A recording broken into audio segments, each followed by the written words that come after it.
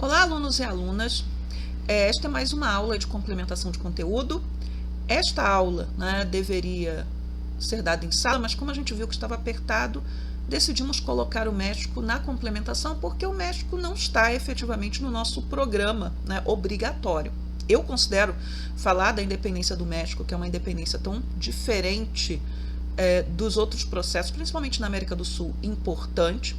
É importante também pelo papel que o México tem dentro da América Latina, pelo peso que esse país tem.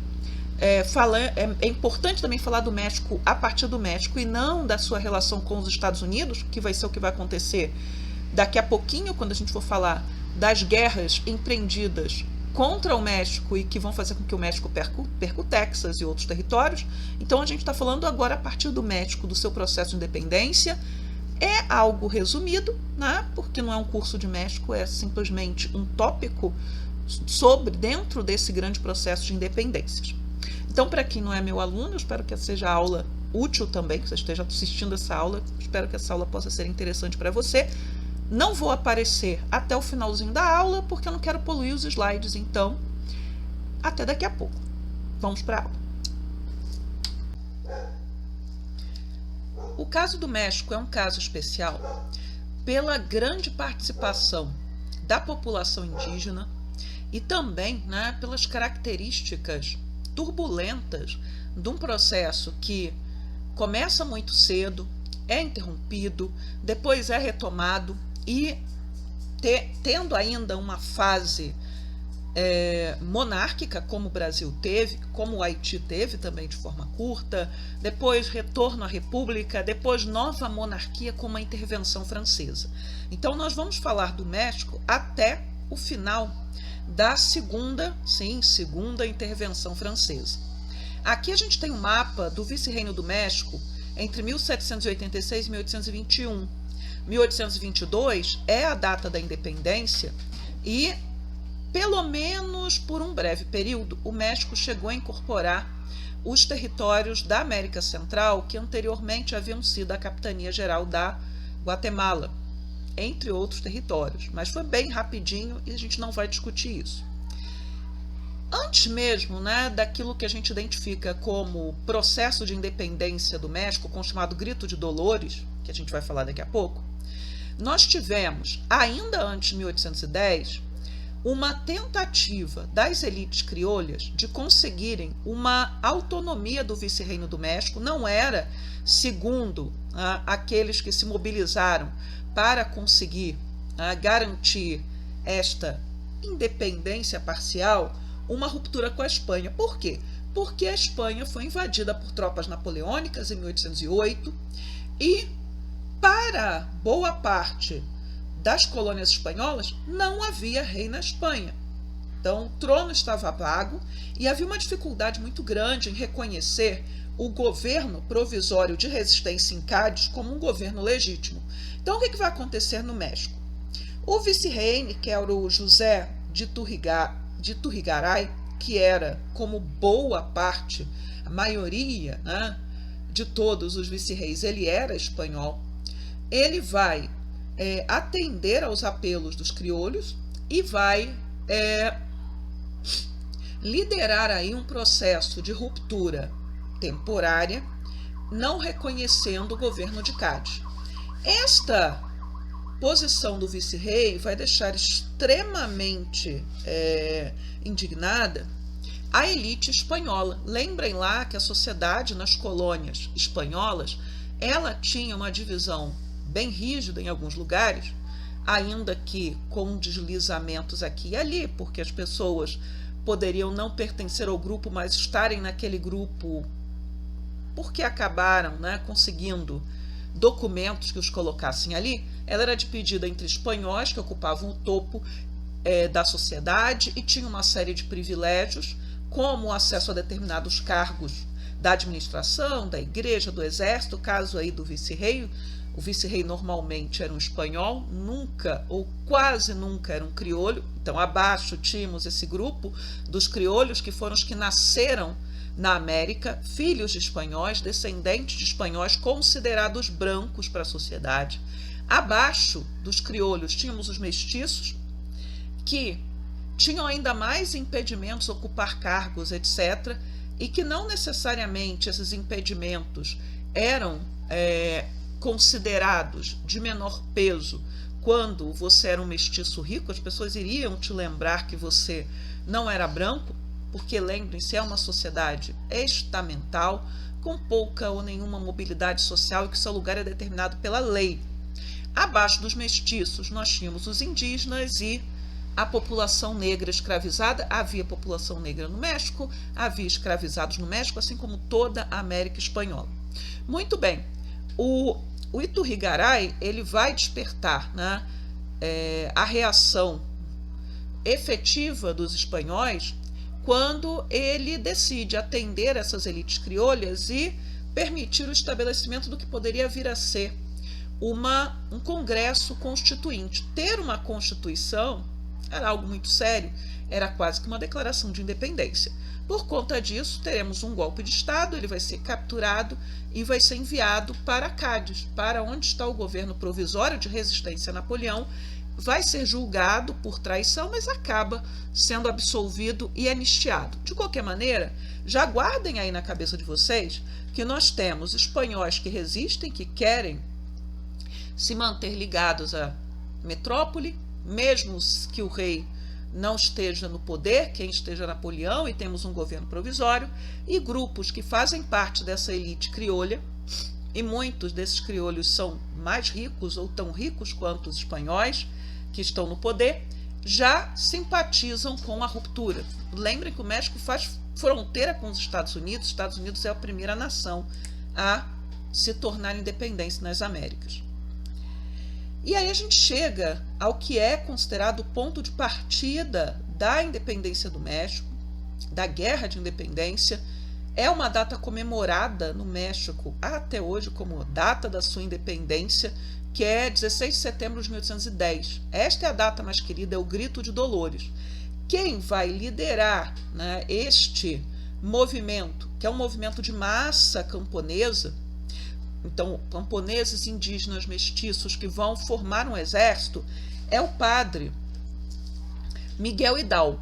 Miguel Hidalgo era um padre de origem criolha, aristocrática, porque a família dele não era uma família pobre, recebeu uma excelente educação, uma educação iluminista.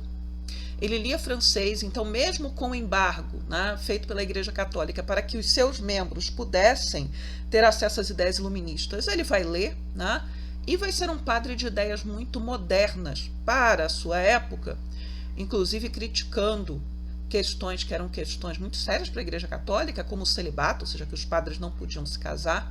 O Hidalgo, ele teve uma carreira brilhante, até que ele acaba sendo punido e sendo expulso do seminário onde ele lecionava. Ele era professor, e ele acaba em uma paróquia, que é uma paróquia um tanto escondida, que é essa paróquia de Dolores. É de lá que ele vai liderar, né, um exército de camponeses, isso depois de tentativas frustradas, né, de poder burlar determinadas proibições, introduzir cultivos novos entre os camponeses que pudessem render, né, dar lucro a essas populações que tinham que pagar impostos altíssimos. Então ele queria produzir vinhas, ele queria produzir coisas que deveriam ser importadas da Espanha. Lembrem, as reformas borbônicas que motivaram um dos antecedentes da independência da América Espanhola, elas têm medidas meio mistas. Algumas medidas são mercantilistas e outras já parecem flertar com o livre comércio. Nesse caso, o Hidalgo ele estava em embate contra medidas mercantilistas que implicavam repetir que a colônia tinha que dar lucro à sua metrópole e tinha que trazer da metrópole tudo aquilo que a metrópole quisesse vender. Mas muito bem, essa massa camponesa vai ser mobilizada por um padre, que é o Hidalgo, que conta, né, com outros aliados dentre essa elite criolha, como Inácio Allende e outros. O Hidalgo ele vai, né, organizar as suas tropas, e à frente delas eles vão marchar com o estandarte da Virgem de Guadalupe, que era, né, vai ser a primeira aparição da Virgem Maria nas Américas. É uma representação da Virgem Maria com características indígenas e é a santa padroeira do México, extremamente venerada. Então é atrás de um estandarte religioso da Virgem Maria que marcham esses camponeses, que vão derrotar em vários momentos tropas, que são tropas espanholas, que estão sediadas no México. Lembrem que é um governo provisório em Cádiz. Vão chegar a montar um governo em Guadalajara. Eles não conseguem tomar a cidade do México e vão sofrer uma grande derrota quando tentam, depois, né, de esperar algum tempo, a gente está em 1811 agora, tomar a capital. Na derrota, o Hidalgo ele vai ser preso, ele vai ser levado à Inquisição. Havia o Tribunal de Inquisição na cidade do México, ele vai ser condenado, né, a igreja vai retirar, né, o que seria a sua proteção, porque lembrem, né, que você tinha leis diferentes para aqueles que eram membros da igreja, e ele acaba sendo morto, fuzilado. Depois o Inácio Allende também é fuzilado. Mas a luta não vai parar com o Hidalgo, porque com ele, né, já estava lutando outro padre, que era o José Maria Morelos. O Morelos também era, né, crioulo, era considerado branco, embora já na época circulassem histórias de que ele fosse mestiço e não branco, mas os documentos dele atestam que ele era branco. Ele também era, quer dizer, oficialmente ele era branco. Isso fazia diferença em uma sociedade que discriminava as pessoas pela sua origem, é isso que eu quero dizer, né? O Morelos, ele era crioulo, mas ele tinha uma origem pobre, então ele teve que lutar para ter acesso à educação. Pela sua inteligência ele conseguiu um lugar no seminário e acabou se tornando padre. O Morelos, ele assume a luta depois, né, a liderança da luta depois da morte do Hidalgo, e ele vai se preocupar junto com outros, né, líderes, como o Inácio Lopes Rayón, que vai sobreviver. O Rayón, ele tem outros 4 irmãos que também vão lutar na Guerra de Independência. Um deles vai ser morto na mesma época do Morelos, quando Morelos é capturado. O Morelos, ele e o Rayón vão se preocupar em dar treinamento militar à massa camponesa, um treinamento que eles não tinham e que foi, né, uma das causas do fracasso da investida do Hidalgo, né, porque eram camponeses armados, sim, movidos por fervor religioso, movidos pela certeza de que eram explorados e que ansiavam por um mundo melhor, por uma vida melhor. Veja, eles não estavam lutando oficialmente pela independência, eles diziam ser fiéis ao rei. Essa ideia é importante, a fidelidade ao rei que está preso. No caso do Morelos, ele vai efetivamente falar em independência. Ele vai dar um passo além do que o Hidalgo vai fazer, né? Porque ele vai, inclusive, em 1813, convocar o Congresso, que é o Congresso Chilpancingo, onde vai se reunir, né, representantes aí das várias regiões do México, vão se reunir para construir uma Constituição. E o Hidalgo, ele vai, né, chegar a declarar a independência do que seria uma República da América do Norte, uma República do México, tá? E ele vai produzir um documento chamado Sentimentos da Nação, onde ele condensa as diretrizes desse novo país. Separação entre os 3 poderes, república, o fim da escravidão. O Morelos, ele era abolicionista, ele vai se preocupar com a questão da escravidão negra, ele tinha influência das ideias de Rousseau e das outras ideias abolicionistas da sua época. Ele vai defender que os impostos que eram cobrados que eram cobrados dos camponeses fossem abolidos. Então o Morelos, ele vai fazer uma série, né, de colocações que vão começar a ser discutidas nessa Constituição, que chega a ser promulgada por esse Congresso em 1814. Esta Constituição, ela nunca vai entrar em vigor, tá? Até porque o Morelos vai ser capturado e vai ser executado em 1815. Então, a partir daí, esse exército de massa formado por camponeses e o exército e na época do Hidalgo chegou no auge, chegou a ter 80 mil, 90 mil pessoas, né, lutando, ele vai se desmobilizar. E a partir daí o que a gente vai ter vai ser guerra de guerrilha. Mas nós sabemos, houve a restauração da monarquia na Espanha, a Constituição de Cádiz, que muitos membros até da própria elite criolha viam como uma constituição satisfatória para eles, vai ser suspensa pelo rei, e aí nós vamos ter uma luta, né, uma guerra de guerrilhas que vai se estender no México até a independência, que é em 1822. Tá? Essa guerra ela vai ser tão sangrenta que ao longo de todo esse período, pegando de 1810 até 1822, o México vai perder aproximadamente 1/6 da sua população. Nós vamos ter quase 1 milhão de mortos. Isso é o que se estima, não se sabe de números reais. Tá? No final da guerra, quem acaba costurando um grande acordo entre as lideranças criolhas e até não criolhas que estavam lutando, porque, por exemplo, havia um general, que era o Vicente Guerreiro, que era mestiço com sangue negro, que foi o segundo presidente do México, que é uma das lideranças aí deste movimento, né, de independência. Quem vai acabar, né, costurando uma grande aliança, um grande acordo, vai ser o Agustín Iturbide. E aí, né, em 18 de setembro de 1821, ele consegue um acordo para, né, que todas essas lideranças lhe apoiem, e o México finalmente ganha a independência, que não vai ser reconhecida pela Espanha, obviamente, né, mas a guerra de independência foi vencida pelos mexicanos, e o México vai virar uma monarquia. O Iturbide, no entanto, ele vai ser monarca, ele vai ser imperador do México por muito pouco tempo.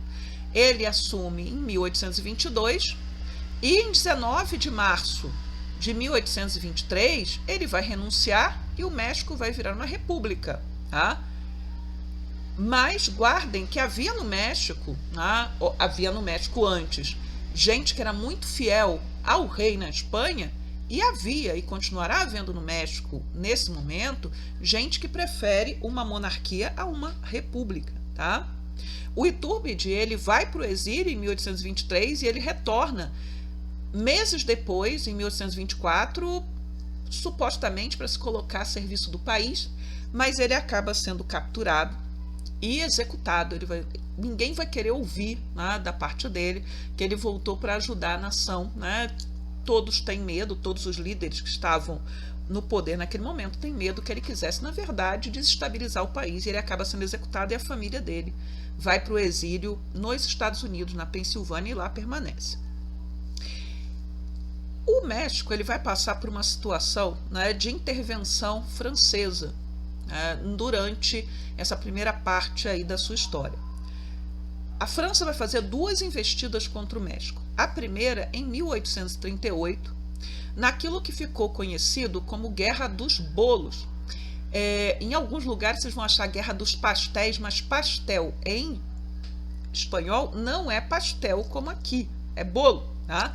E tudo começa de uma forma até um tanto ridícula, porque um confeiteiro francês, tá, ele vai reclamar com o governo do México que durante as guerras de independência e outros conflitos civis, ele foi prejudicado nos seus negócios. E ele exige que o governo mexicano lhe indenize. E o governo mexicano vai nem querer ouvir, né, os apelos daquele confeiteiro francês. Mas ele vai apelar ao governo francês naquela época, que era o rei Luís Felipe, que tinha assumido depois da Revolução de 1830, que vocês vão estudar daqui a pouquinho, né, em um momento futuro. E aí, o governo francês ele vai ouvir o apelo desse confeiteiro e de outros cidadãos franceses que supostamente foram prejudicados nos seus negócios. E o governo francês vai fazer uma exigência absurda ao governo mexicano, que era de uma indenização extremamente elevada. Absurda. O governo mexicano simplesmente não vai nem responder. E os franceses eles vão reagir da seguinte maneira: vão mandar navios e vão bloquear o principal porto do México, que não era outra coisa senão o principal porto daquela região ali inteira, que é o porto de Veracruz, e em seguida bloquear o porto de Tampico.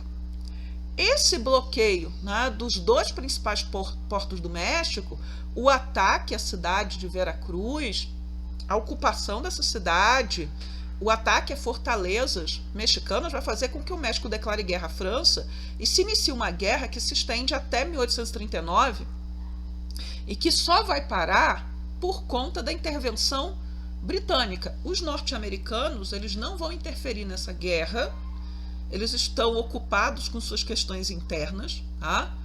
Então, a gente deve lembrar da doutrina Monroe, mas ela não vai ser usada pelos Estados Unidos para avisar os europeus que eles não deveriam intervir? Sim, mas os Estados Unidos, ele tem questões internas muito sérias que vão estar, né, mobilizando o país nesse momento e que até os texanos se metem, mas o Texas não era Estados Unidos ainda.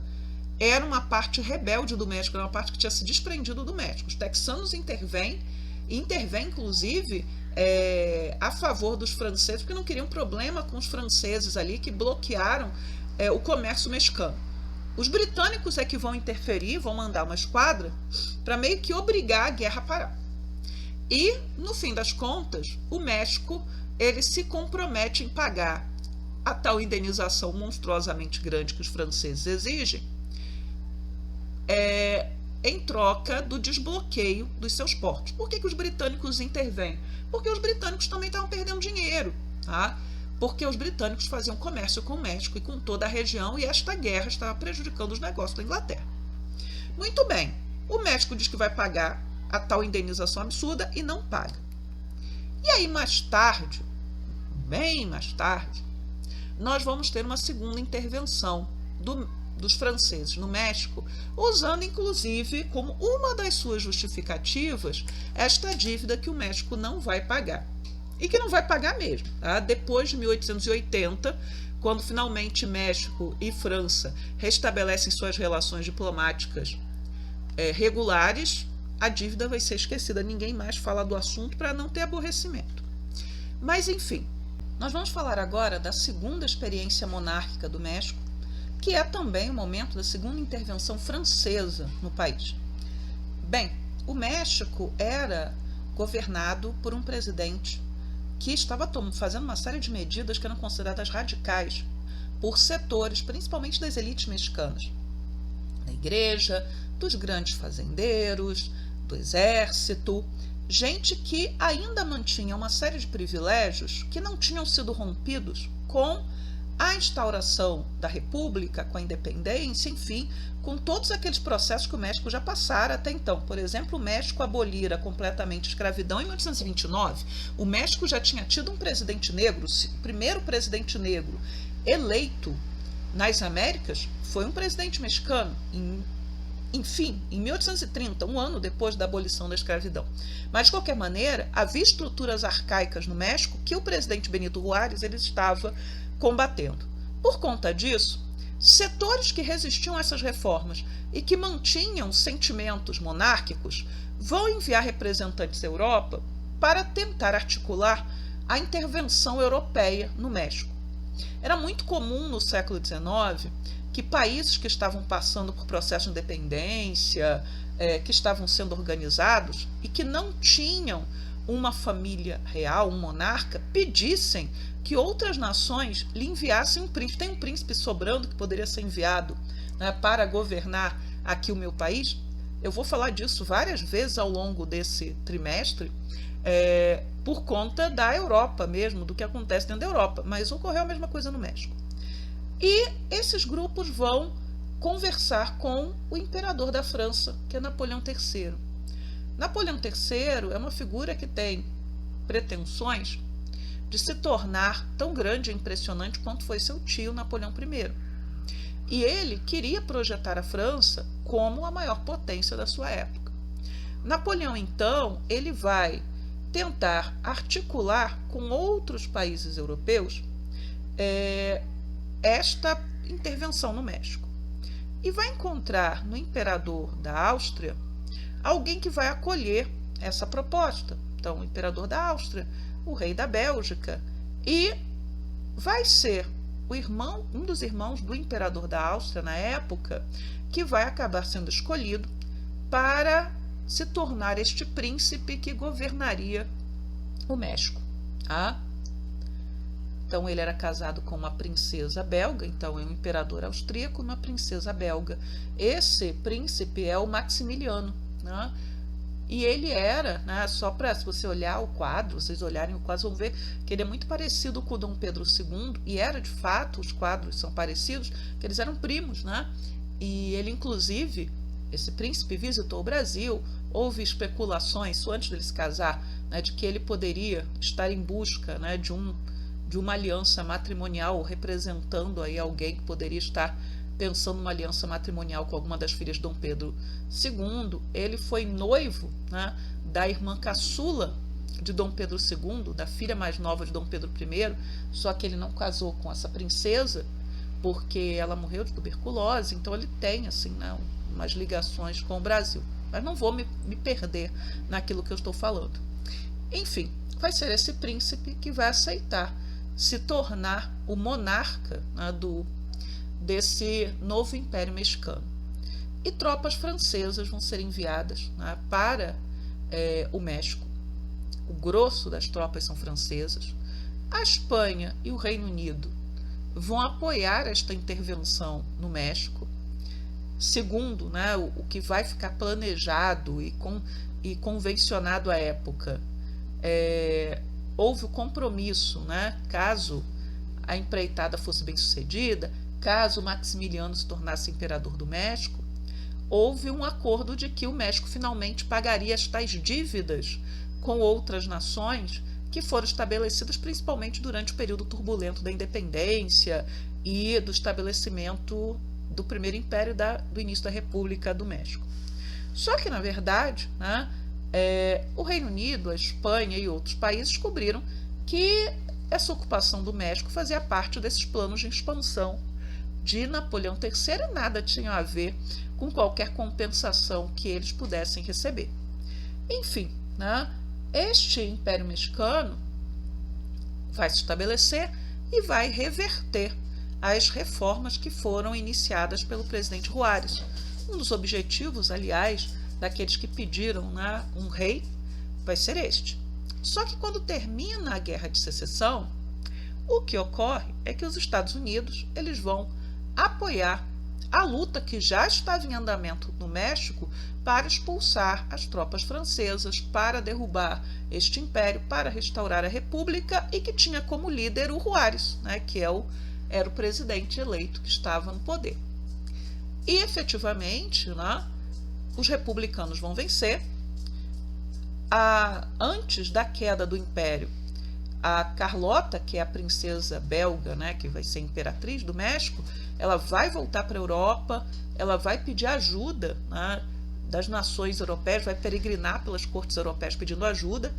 Quando Napoleão III viu que o império ia cair, ele já retirou suas tropas, né, porque ele não queria ter maiores prejuízos, e deixa lá o Maximiliano sozinho. E o que vai acontecer é isso, né? Ninguém vai interferir no México para salvar, né, o imperador Maximiliano da morte, né, ou impedir esse fim trágico para essa aventura, né, que para esse príncipe foi uma aventura no final das contas, mas que fazia parte desses planos de estabelecimento de um império francês para além da Europa. Então, assim, em 1867, nós temos a queda do império, a restauração da República e o fim do Maximiliano vai ser o mesmo fim do Iturbide, né? Ele vai ser capturado, vai ser julgado, condenado e vai ser executado. Chegamos ao final da nossa aula e é uma aula importante porque a gente falou do México a partir do próprio país, a partir da história do México.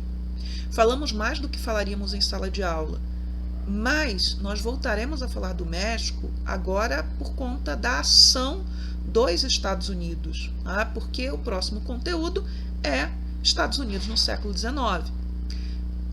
Vocês só voltarão a ver o México, talvez no terceiro ano, por conta da ditadura de Porfírio Dias e da Revolução Mexicana, que são assuntos muito interessantes, porque o México vai passar por um processo de influência do positivismo na política que é um pouco semelhante com o que vai acontecer no Brasil, tá? Mas, enfim, é assunto do terceiro ano. Acredito que a nossa próxima aula de complementação ainda seja né, de América Latina, porque a minha intenção, caso a gente não mude de ideia, é falar da questão da participação das mulheres no processo de independência da América Latina, de uma forma geral, e citando alguns casos interessantes, importantes, para México, Gran Colômbia e por aí vai. Então é isso e até a próxima aula. Tchau, tchau para vocês.